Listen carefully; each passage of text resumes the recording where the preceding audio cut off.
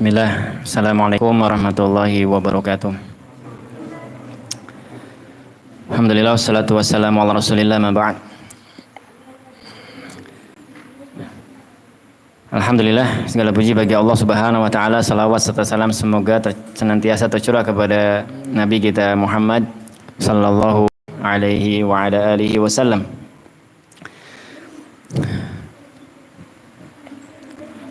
Kita lanjutkan kembali kajian kita, dan untuk yang hadir ya, alhamdulillah sudah dibagikan, dan bagi yang belum dapat atau yang 1/2, 1/3 yang harap bersabar, insyaallah mungkin pekan depan bisa dibagikan untuk 1 orang 1 buku ya.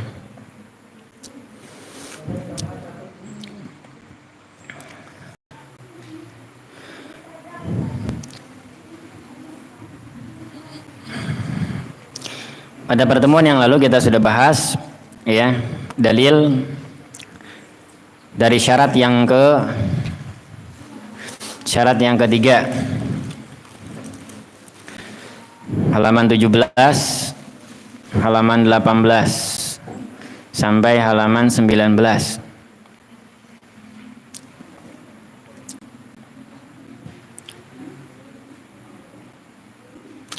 Dan untuk dalil yang terakhir dari syarat yang ketiga, al-ikhlas, di halaman 19 bisa dilihat, halaman 19.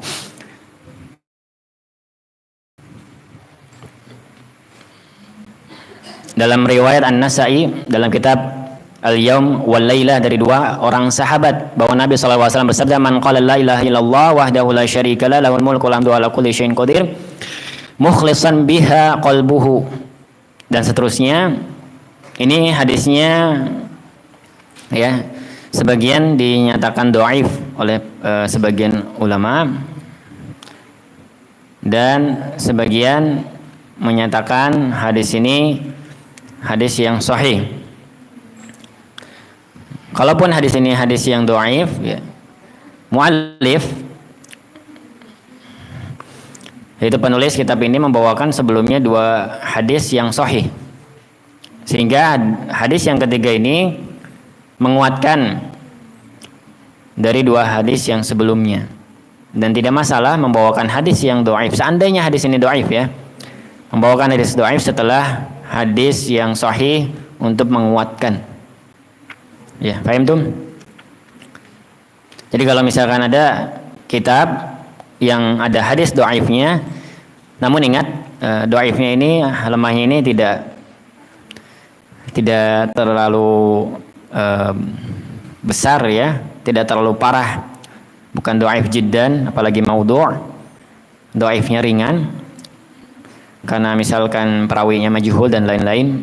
Kalau kita belajar ilmu hadis ya, maka tidak masalah ya, sebagai penguat tambahan hadis yang sebelumnya ya, hadis sahih yang disebutkan sebelumnya. Di antara yang mensahihkan ya hadis ini ya, yaitu Imam Al-Hakim dan At-Tirmidzi.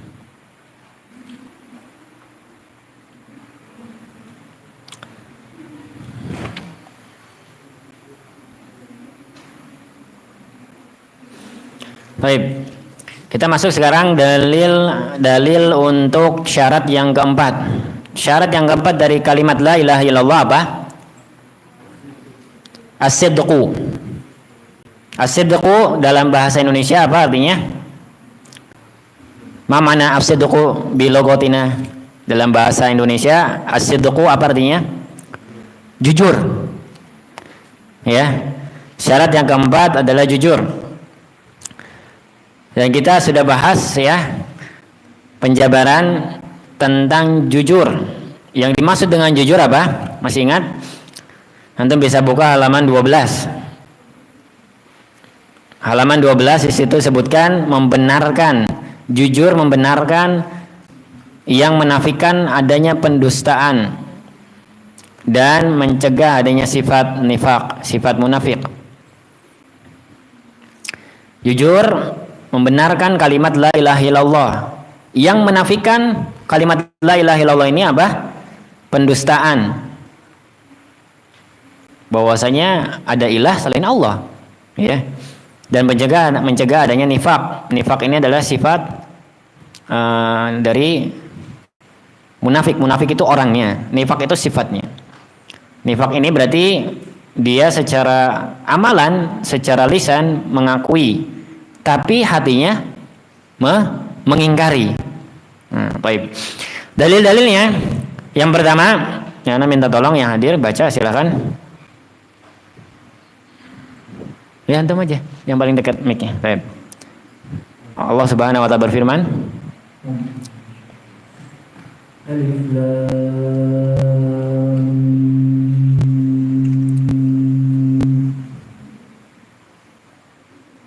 Tahasiban nasu an yufraku an yaqulu amanna an yaqulu amanna wa hum la yuftanun. La yuftanun.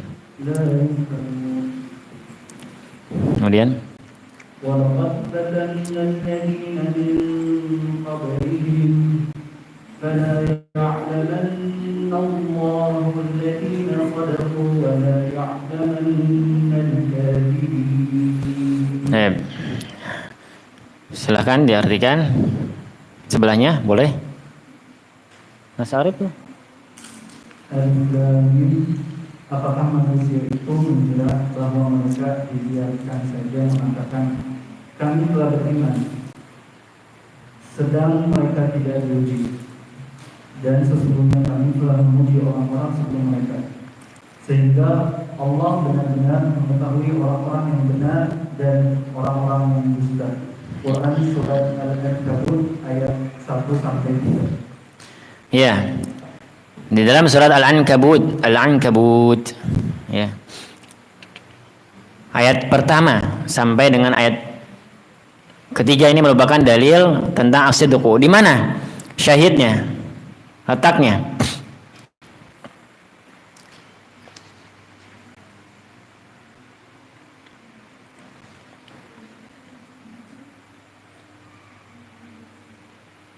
Yaitu ketika orang-orang yang menyatakan, ya, mengatakan apa? Kami beriman. Berarti orang-orang apa? Orang-orang Islam. Apakah Allah akan biarkan begitu saja tanpa diuji? Nah, kalau Allah biarkan begitu saja tanpa diuji, ya, berarti sama saja antara orang yang jujur, ya, mengatakan dengan lisannya, dengan perbuatannya saya beriman, dengan yang hatinya juga beriman. Jadi antara munafik sama orang yang beriman ini sama aja. Maka tidak mungkin. Sehingga Allah menguji orang-orang yang beriman dengan ujian-ujian. Ujian itu ada yang berupa apa? Bencana. Ada yang berupa apa? Dengan ketaatan. Kayak misalkan kita menuntut ilmu sabar, sholat berjamaah sabar. Ya. Ibadah ini semuanya ketaatan kepada Allah ini adalah ujian kesabaran. Ketaatan, kemudian bagaimana berusaha untuk meninggalkan larangan, ini juga ujian.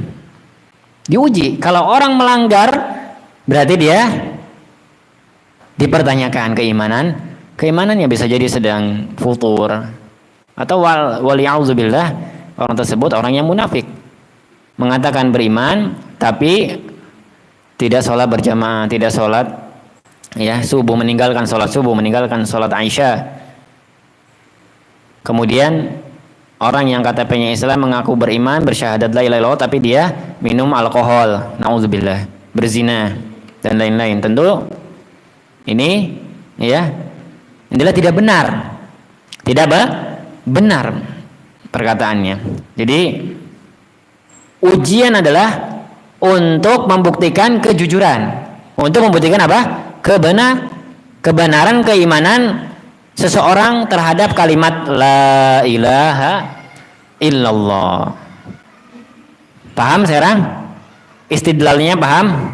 Pengambilan dalilnya paham ya? Jadi ujian adalah bukti keimanan, bukti kebenaran seseorang dari menyatakan kalimat la ilaha illallah. Sekarang dalil yang kedua, Allah Subhanahu wa taala berfirman, silakan dibaca. Gantian, ada yang lain enggak? Lim, baca.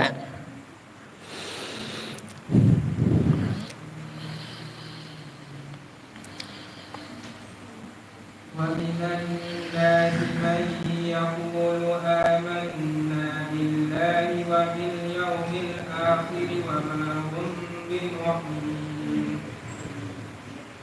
يُخَادِعُونَ اللَّهَ وَالَّذِينَ آمَنُوا وَمَا يَخْدَعُونَ إِلَّا أَنفُسَهُمْ وَمَا يَشْعُرُونَ في قلوبهم مرض فزادهم الله مرضا ولهم عذاب أليم بما كانوا يكذبون. Baik, artinya barakallahu fik. Di antara manusia ada orang-orang yang mengatakan kami beriman kepada Allah, dan dari kemudian padahal mereka itu sesungguhnya bukan orang-orang yang beriman. Mereka hendak menipu orang dan orang-orang yang beriman, padahal mereka hanya menipu dirinya sendiri. Namun mereka tidak sadar dalam hati mereka ada penyakit. Lalu Allah menambah penyakit mereka, dan bagi mereka siksa yang pedih disebabkan mereka telah berdusta. Quran surat Al-Baqarah ayat 8 sampai 10 ya. Ini menjelaskan ya keadaan orang yang apa? Yang munafik. Sebelum ayat ini, ayat disebutkan 4 ayat sebelumnya dalam surat Al-Baqarah tentang sifat orang-orang yang beriman ya. Kemudian ya, alladzina yu'minuna ya bil ghaibi wa yuqimuna sholata wa mimma razaqnahum yunfiqun ulaika dan seterusnya ya. Kemudian disebutkan dua ayat tentang sifat orang-orang kafir, baru kemudian ayat ini yaitu orang-orang apa? Munafik ya. Ketika mereka berkata kami beriman kepada Allah kepada Allah dan hari akhir, tapi apa? Mereka tidak beriman. Berarti mereka jujur tidak? Tidak. Ya. Ayat ini menjelaskan kepada kita semuanya bahwasanya ada sebagai manusia. Maksudnya di sini apa? Orang-orang munafik. Yang tidak jujur mengatakan apa? Mengatakan bahwasanya beriman. Amanna billahi wal yaumil akhir. Beriman kepada Allah dan hari akhir, namun apa? Mereka apa? Menipu Allah. Dan hakikatnya mereka itu bukan menipu Allah, tapi menipu diri mereka sendiri. Kenapa dikatakan menipu mereka sendiri? Ya, karena kalau seseorang ya itu berusaha untuk menipu Allah tidak mungkin. Kenapa? Allah khabirum bima yaf'alun. Alimu bidzati sudur. Allah Maha mengetahui apa yang dalam diri, di dalam hati. Ya, Allah Maha mengetahui.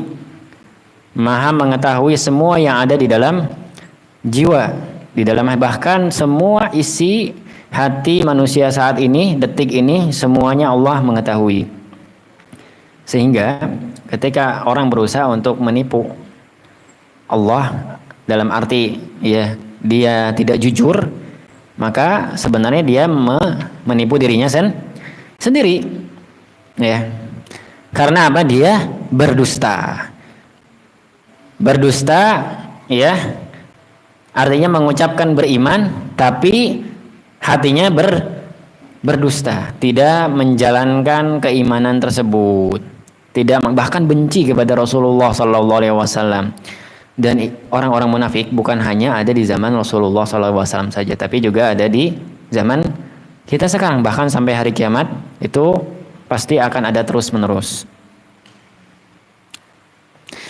Dan dikatakan fi qulubihim marad, di dalam hati mereka apa? Ada penyakit. Dan dengan sebab kemunafikan penyakit ini, penyakit yang kronis ini, yaitu penyakit yang mendustakan ya kalimat la ilaha illallah, maka Allah tambah penyakitnya, fazadahumullahu marada, dengan lafaz apa? Ya, marad, penyakit, ditambah lagi. Bahkan di dunia dapat penyakit ya, ditambah, maksudnya apa? Allah akan biarkan mereka terombang-ambing dalam kesesatan. Nauzubillah min dzalik. Jadi ditutup dari hidayah.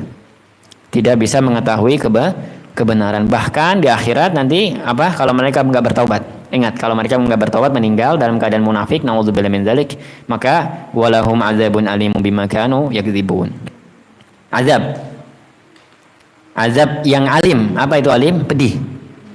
Kenapa? Karena mereka yakdzibun. Lawannya apa? Shadaqah yasdikun. Ya. Jadi lawan yang kadzib shadiq, ya.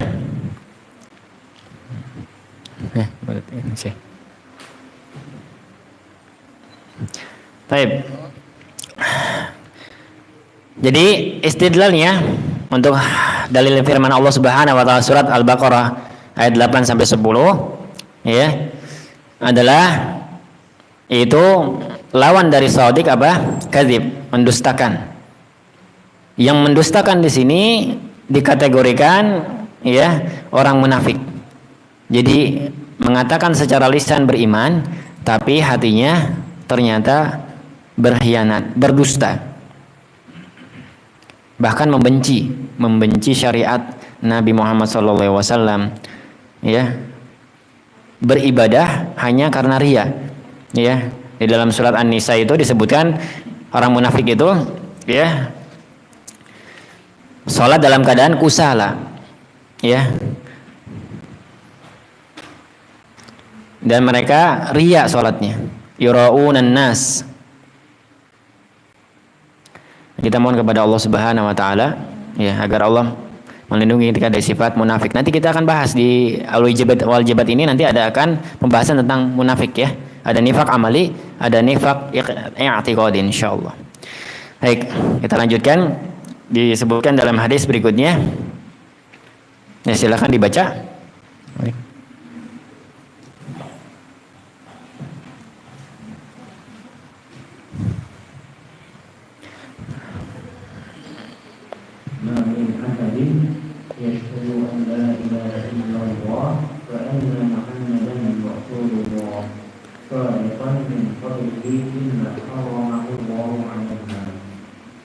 Artinya tidaklah seorang itu bersaksi bahwa tidak ada sembahan yang berhak disembah melainkan Allah dan Muhammad adalah hamba dan utusannya dengan sebenar-benarnya di dalam hati melainkan Allah mengharamkan yang masuk neraka.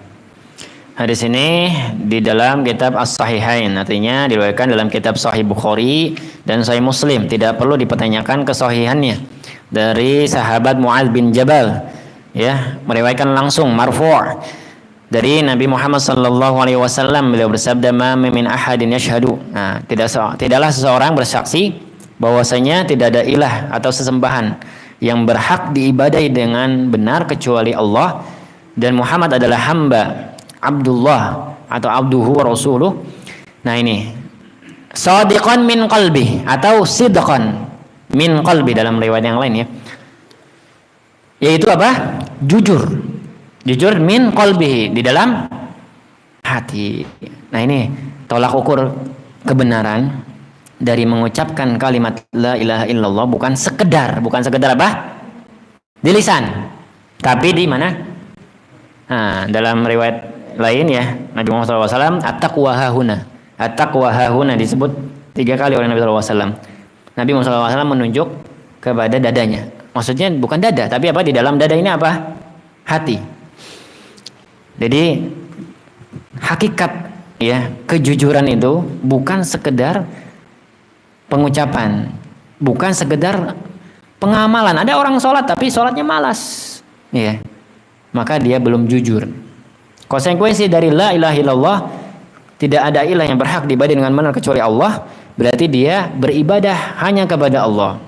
Tentunya dalam semua ibadah, termasuk misalkan ketika sholat, dia sholat dalam keadaan sungguh-sungguh. Bahkan dia terapkan muraqabatullah, seakan-akan Allah melihatnya. Bukan rutinitas, bukan karena memang disuruh. Nauzubillah. Nah, kalau misalkan seseorang mengucapkan syahadat, ya, la ilaha illallah Muhammad Rasulullah, sidqan atau shadiqan min qalbihi, apa yang akan didapatkan?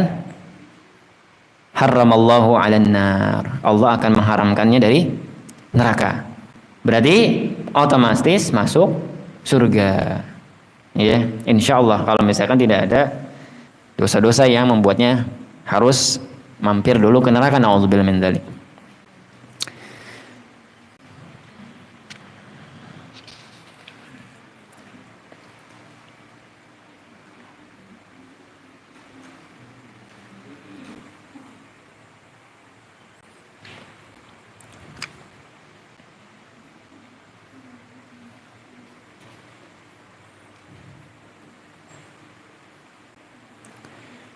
Jadi syahidnya sidqan atau shadiqan min qalbi, jujur di dalam hatinya. Baik. Sekarang kita lanjutkan, ya, syarat yang kelima. Apa itu syarat yang kelima? Al-mahabbah. Ya. Syarat yang kelima, ketika seseorang mengucapkan la ilaha illallah, maka dia harus dalam keadaan cinta. Harus dalam keadaan mahabbah. Kita sudah bahas yang dimaksud dengan cinta atau mahabbah di sini apa itu? Cinta kepada apa? Kalimat tauhid, dan kepada semua orang yang, ya, menyatakan kalimat tauhid serta merasa berbahagia, senang dengan kalimat tauhid ini, la ilaha illallah. Baik. Yang pertama disebutkan di dalam surah Al-Baqarah, silakan dibaca.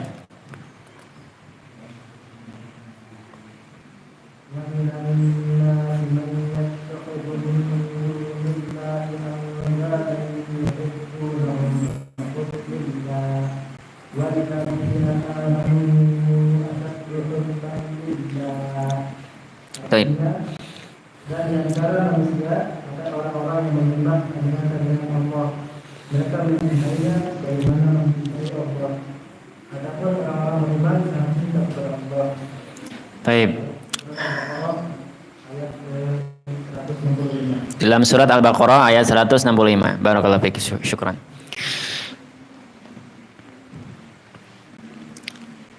Di dalam ayat ini, surat Al-Baqarah ayat 165, ya, terdapat dalil yang menunjukkan mahabbatullah, cinta kepada Allah, yaitu, ya, di dalam lafaz, ya, wa minan nasi may yattakhidhu min dunillahi andada yuhibbunahum ka hubbillah.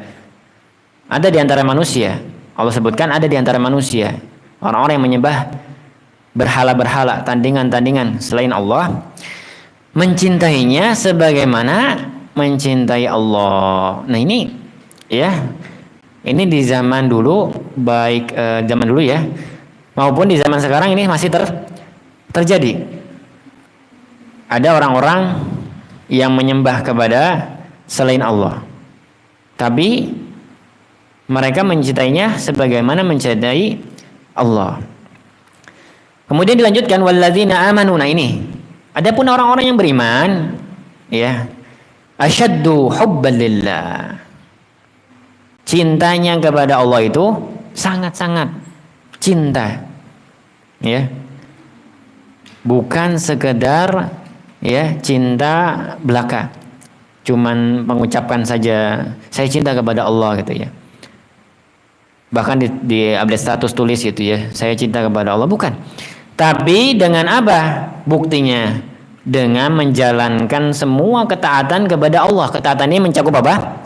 Perintah, al-amru wan nahyu, dan juga larangan.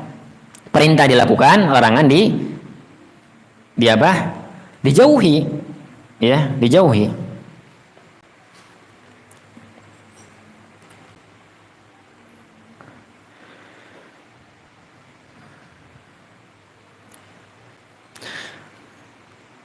Senantiasa bertawakal kepada Allah, senantiasa berlindung kepada Allah dalam semua urusan. Dalam semua urusan itu ya menunjukkan kecintaan kepada Allah.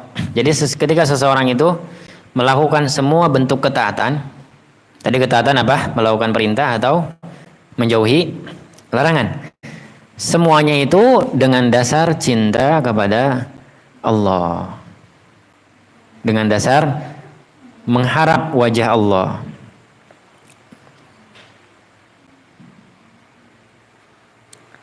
Dan cinta di sini adalah ibadah yang agung.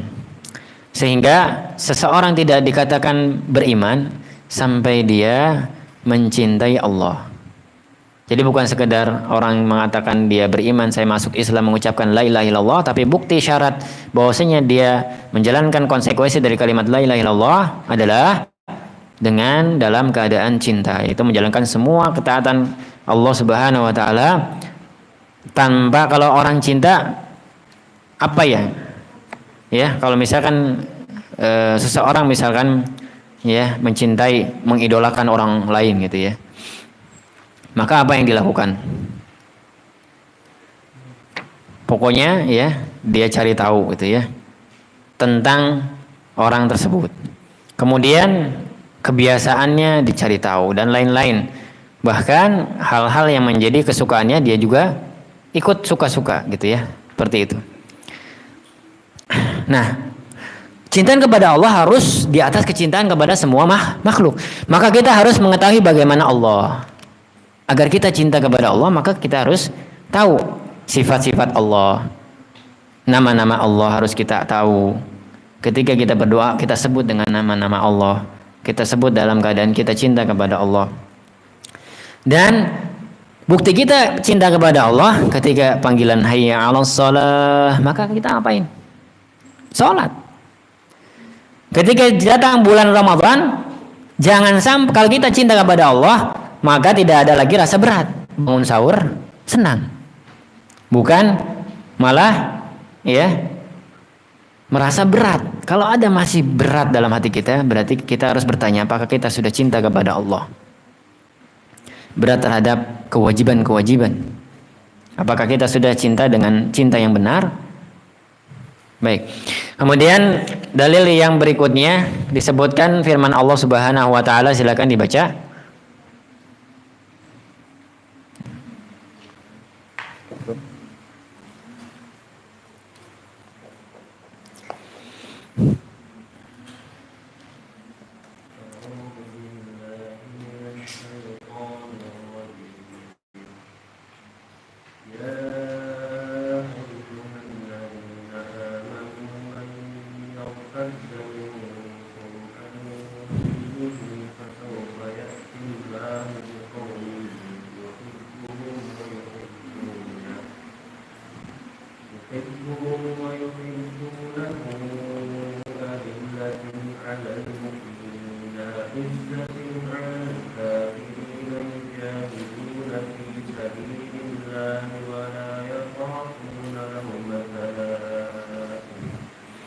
Ya, artinya surat Al-Maidah ayat 54 ya. Silakan artinya. Hai orang-orang beriman, barang siapa di antara kalian murtad dari agamanya, maka kelak Allah akan mendatangkan suatu kaum yang Allah mencintai mereka dan mereka pun mencintainya, yang bersikap lemah lembut terhadap orang mukmin dan bersikap keras terhadap orang-orang kafir, yang berjihad di jalan Allah dan tidak takut celaan orang-orang yang suka mencela. Ayat ini merupakan ya, yaitu surat Al-Maidah ayat 54 merupakan dalil lain dari mahabbatullah, mahabbah, cinta. Dalam ayat ini Allah Subhanahu wa taala menceritakan tentang kekuasaan Allah yang agung. Barang siapa yang enggan membela agama Allah dan menegakkan syariatnya, niscaya Allah akan menggantinya dengan orang yang lebih baik daripada orang tersebut dan lebih keras melakukan pembelaan.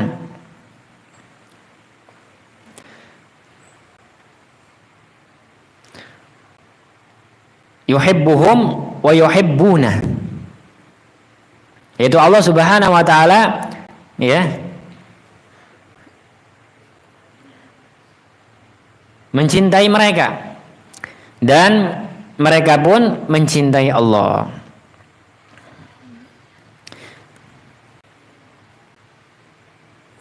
Sehingga ya dari dalil ini bahwasanya orang-orang yang beriman pasti ia mencintai Allah, dan dengan sebab orang beriman mencintai Allah, maka Allah akan mencintai orang beriman tersebut.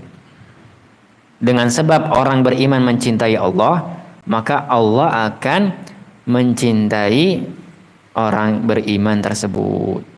Dan dalam hadis yang qudsi ya, hadis qudsi di hadis Arba'in, Nawawi rahimahullah taala sebutkan bahwasanya wa ma taqarraba 'abdin, tidaklah seorang hamba itu mendekatkan ya diriku dengan apa yang aku wajibkan, melainkan lebih aku cintai ya.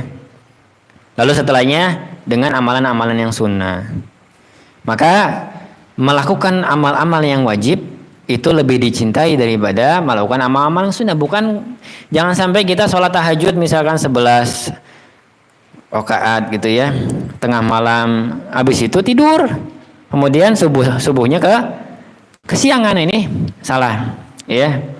Bahkan bangunnya mepet matahari mau terbit. Kalau yang laki-laki berarti luput dari sholat berjamaah. Tentu ini ya tidak dibenarkan. Dimulai dengan perkara-perkara yang wajib. Amalan-amalan yang wajib itu lebih dicintai Allah dan pahalanya lebih besar daripada amalan-amalan yang sunnah. Kalau disebutkan dalam hadis ya rakaat al-fajr itu khairu minad dunya wa ma fiha, 2 rakaat salat fajar itu lebih baik daripada dunia dan isinya, maka salat subuhnya, salat fajarnya tentu lebih besar pahalanya, lebih dicintai oleh Allah Subhanahu wa taala. Ya. Allahumma sayyiban nafi'an. Allahumma sayyiban nafi'an.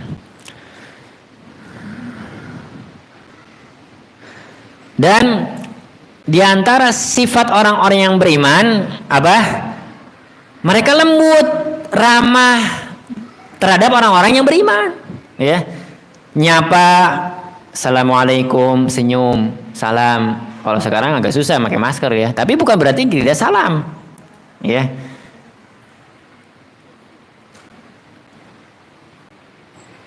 Apalagi orang tua kita sendiri.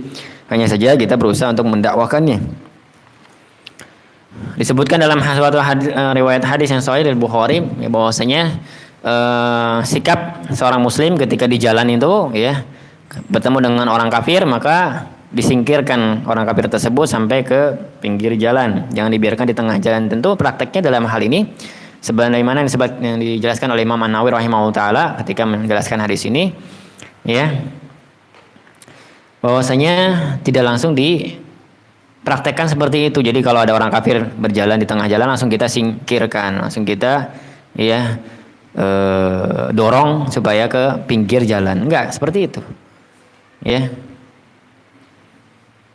Kalau memang banyak orang muslim dan butuh terhadap jalan tersebut dan ada orang kafir, maka orang kafir minggir. Ya. Dan ciri orang yang beriman adalah berjihad di jalan Allah. Ya, berjihad ini luas, ya. Para ulama menjelaskan berjihad di jalan Allah yang paling pertama adalah tentunya berperang di jalan Allah. Dan Imam Ibnu Qayyim Al-Jauziyah menjelaskan berjihad ini yang paling besar bagi seorang hamba juga jihadun nafs, ya. Berjihad melawan apa? Hawa nafsu, rasa malas, ya. Itu luar biasa. Apalagi di selain bulan Ramadan ini luar biasa. Mau bangun sholat malam itu lebih susah, ya, dibandingkan dengan di bulan Ramadan. Karena bulan Ramadan itu setan-setan ya yang dedengkotnya, yang durjananya, yang besar-besarnya yaitu dibelenggu. Sedangkan di bulan selain Ramadan itu dilepaskan kembali. Berjihad melawan hawa nafsu, ya, ini jihad yang besar.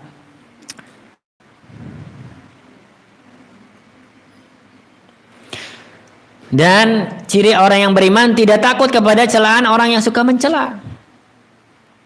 kita memelihara jenggot karena mengikuti sunnah Nabi SAW dicela. Maka kalau kita beriman, ya kita pede. Kalau kita yakin kita benar, ya tahu dalilnya, mengamalkan sunnah Nabi SAW, kenapa kita ragu? Apalagi yang mencela itu bukan orang yang berilmu, buat apa kita pedulikan?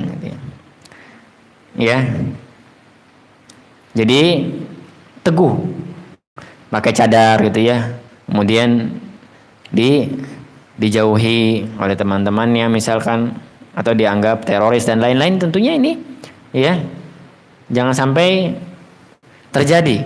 Jadi kalau misalkan seseorang itu sudah teguh beriman kepada Allah, maka bukti cinta kepada Allah dengan menjalankan syariat tersebut, tidak takut terhadap celaan-celaan orang yang suka mencelanya. Pakai baju misalkan baju yang ini ya agamis, so alim gitu ya. Lebih baik dikatakan so alim daripada so preman gitu ya. Atau apa? Lebih baik dikatakan ya, mantan apa gitu ya, mantan orang yang jelek daripada mantan alim, ya kan? Mantan ustadz, naudzubillah. Ya. Wa amma bi ni'mati rabbika fahaddis. Kalau misalkan kita punya baju yang bagus, ya ini tampakkan, tapi bukan berarti kita sombong. Ya, kita menampakkan nikmat Allah. Jadi dalilnya adalah bahwasanya dalam ayat ini dikatakan, ya, Allah akan berjanji kalau seandainya ya ada orang yang kufur bahkan murtad, maka Allah akan ganti orang tersebut dengan orang yang beriman, dan orang beriman itu akan mencintai Allah dan Allah akan mencintai mereka, ya. Dengan sebab orang-orang itu beriman, Allah mencintai mereka. Baik. Wallahu alam. Kemudian dalil berikutnya, satu lagi ya, disebutkan dalam kitab As-Sahih. Di dalam ini Sahih di sini ternyata bukan hanya Bukhari saja, tapi juga disebutkan dalam riwayat Muslim, ya, dari sahabat Anas bin Malik. Silakan baca hadisnya. Cek. Silakan. Adanya.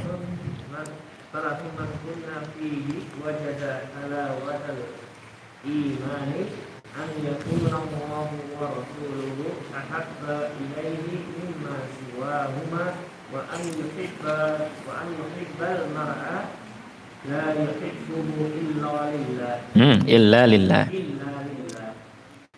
Wa ayyamaraha an ya'uda il kufri ba'da id anqadahu minhu tamam.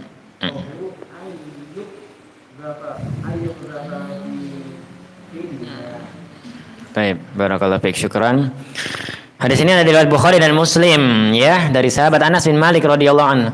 Sahabat Anas bin Malik ini sahabat yang paling panjang umurnya, ya, di antara para sahabat, dan mendapatkan doa dari Nabi SAW keberkahan sehingga berkah umurnya panjang dan juga berkah keturunan yang banyak.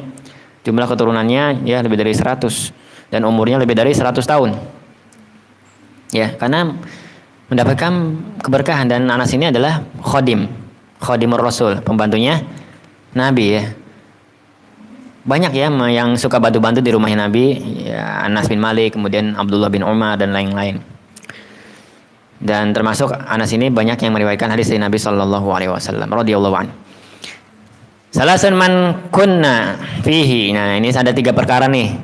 Yang barang siapa ya wajadah ya man kunna fihi wajada halawata imana. Kalau misalkan punya 3 perkara ini, maka akan apa? Merasakan manisnya iman. Yang pertama apa? An yakunallahu wa rasuluhu ahabba ilaihi mimma siwahu. Nah, ini yang pertama adalah dia mencintai Allah dan Rasulnya lebih dari kecintaan kepada yang lainnya. Semuanya, orang tuanya, anaknya, suaminya atau istrinya, ya, cinta kepada Allah. Yang kedua cinta kepada Rasulullah, baru yang ketiga cinta kepada yang lain-lain, orang tua dulu, ya, dan baru yang lain-lain.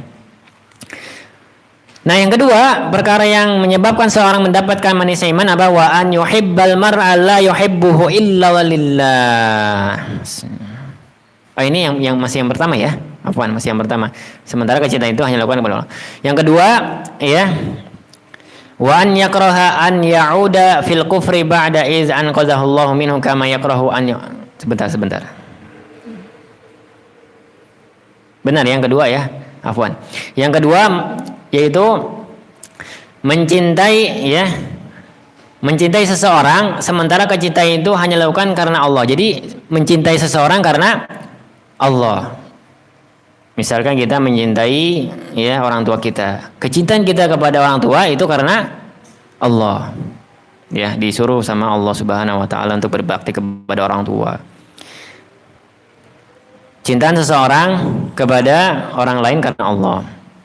Dan ingat, kecintaan laki-laki kepada laki-laki yang muslim karena Allah, bukan karena homo ya, atau yang perempuan karena kepada cintaan kepada saudarinya yang muslimah karena Allah, bukan karena lesbi ya. Afwan, mohon maaf. Itu mendapatkan naungan ya di hari kiamat.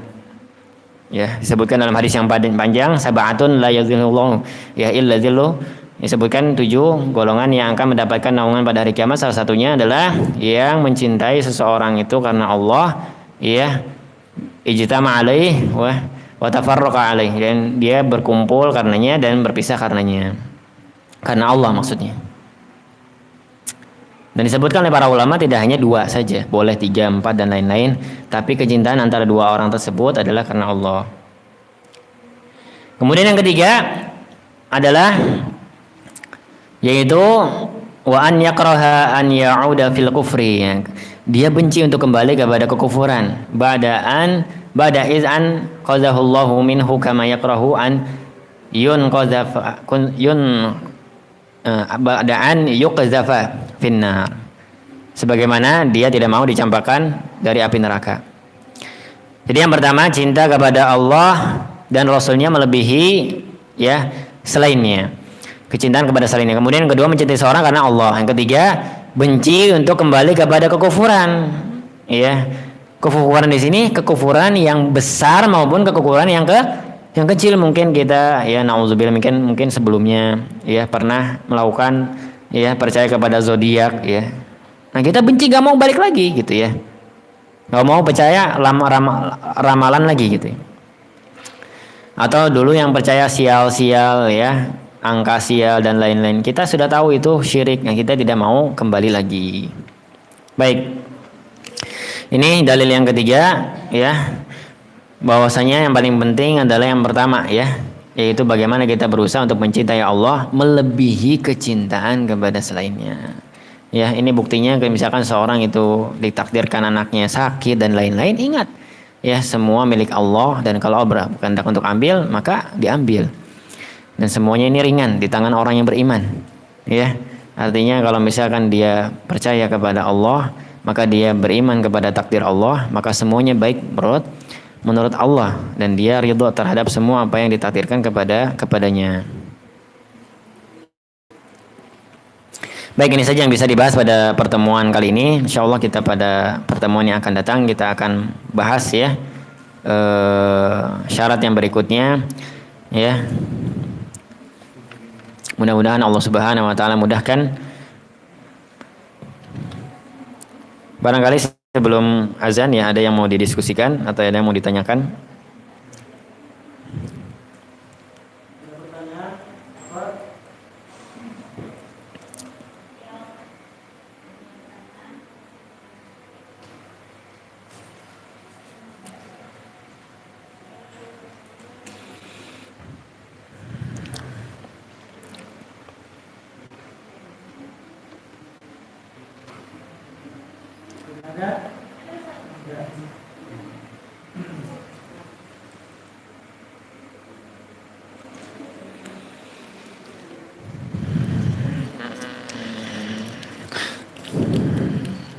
Assalamualaikum warahmatullahi wabarakatuh.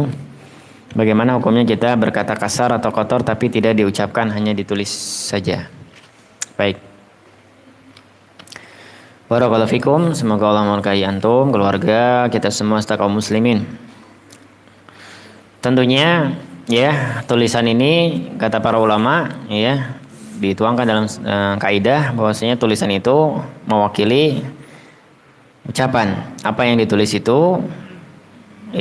adalah merupakan manifestasi ya, perwujudan dari apa yang ada di dalam hati. Kalau belum ditulis berarti belum diungkapkan. Kalau sudah diungkapkan, ditulis, namanya sama dengan diucapkan, sama saja. Mau ditulisnya di buku diary ya atau apalagi kalau di status ya, di status, apalagi sampai dikirim ke orang, maka ini sudah termasuk ya diucapkan ya, diungkapkan. Kalau misalkan di buku diary belum diketahui sama orang-orang ya, maka segera dicoret, segera dibuang ya. Dan kalau sudah diunggah di status, dihapus, delete dan lain-lain. Dan berkata kasar ini maksudnya apa? Kalau misalkan kata kasar ini sekedar kata kasar, tidak ada penunjukan yang kepada objek ya. Misalkan yang misalkan mohon maaf, misalkan sapi gitu ya, tanda seru gitu ya. Di-update di status gitu ya. Dan itu nggak tahu siapa yang dimaksud sapi gitu ya. Apakah setiap orang yang baca itu dikatakan sapi sama dia gitu? Maka ya tidak, kalau seperti ini ya bertobat kepada Allah saja, dihapus gitu ya, cukup. Tapi kalau misalkan ya kata tersebut hatinya ya sapi, tapi ada secara tersembunyi menunjukkan kepada orang tertentu, maka Allah Subhanahu wa taala mengetahui, mohon ampun, dan tidak perlu meminta maaf kepada orang tertentu, orang yang diniatkan tersebut. Kata Syekhul Islam Ibnu Taimiyah, orang yang mencela seperti itu ya, kalau misalkan apalagi menggibah seseorang, maka tidak perlu, taubatnya adalah dengan kepada Allah dan memintakan ampunan bagi orang yang kita cela, bagi orang yang kita gibahi, paham ya? Atau kita bersedekah atas nama orang yang kita gibahi, orang yang kita cela, kecuali fitnah, kecuali dia menyebabkan nama baiknya itu tercemar. Misalkan tukang zina, nah ini harus dikatakan, diklarifikasi, dibuat status, diungkap di mimbar, di halayak umum bahwasanya fitnah itu tidak benar, wajib ya.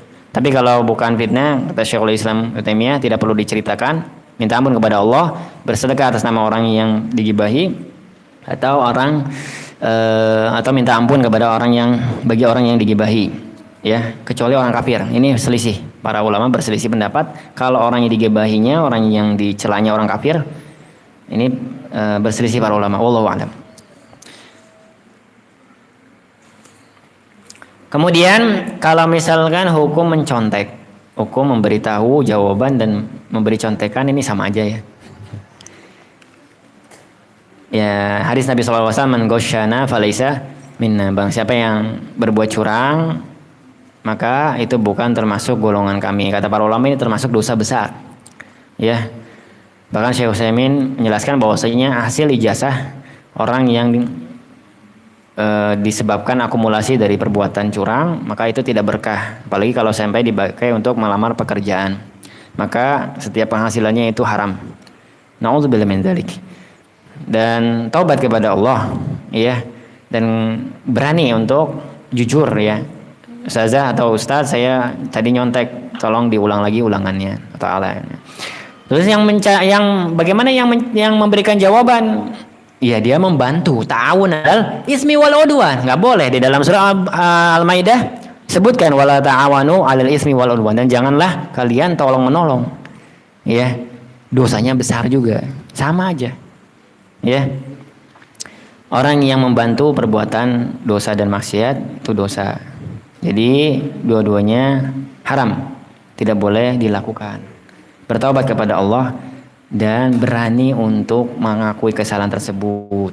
Ya, karena kalau misalkan jadi akumulasi itu ijazah, nanti ijazah SMP dipakai hasil mencontek, pakai buat masuk SMA dan seterusnya. Ini ya, ini akan menyebabkan ya seumur hidupnya tidak berkah. Na'udzubillah min dzalik. Baik, ada lagi? Mungkin azan dulu kali ya? Gimana, azan dulu ya? Azan dulu aja, takut kelamaan. Kalau mungkin yang live streaming mungkin stop aja dulu ya. Ya, nanti ini cukup yang ini saja. Wassallallahu ala Muhammadin wa akhiru da'wana alhamdulillahirabbil alamin. Azan dulu aja.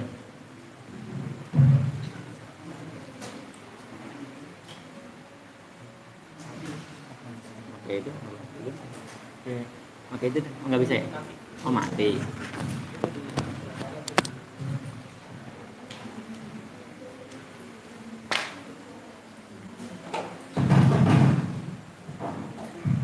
Nggak juga.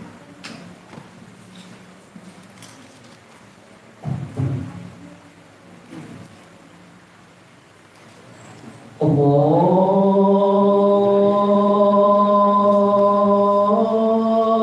Akbar, Allahu Akbar,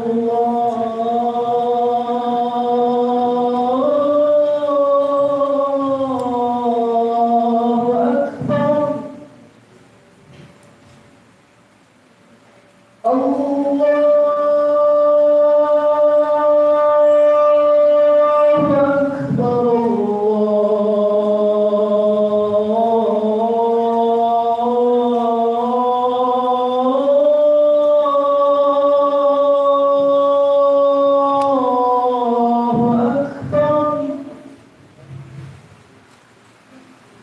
أشهد أن لا إله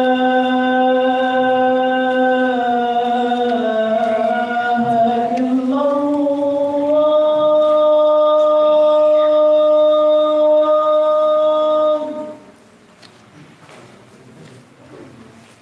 أشهد أن لا إله إلا الله.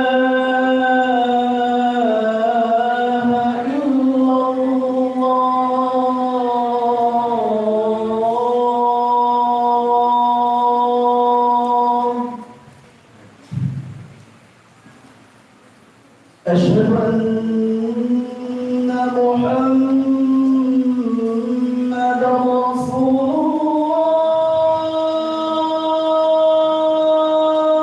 الله. أشهد أن محمد رسول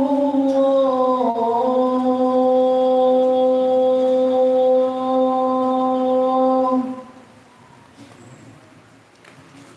حي على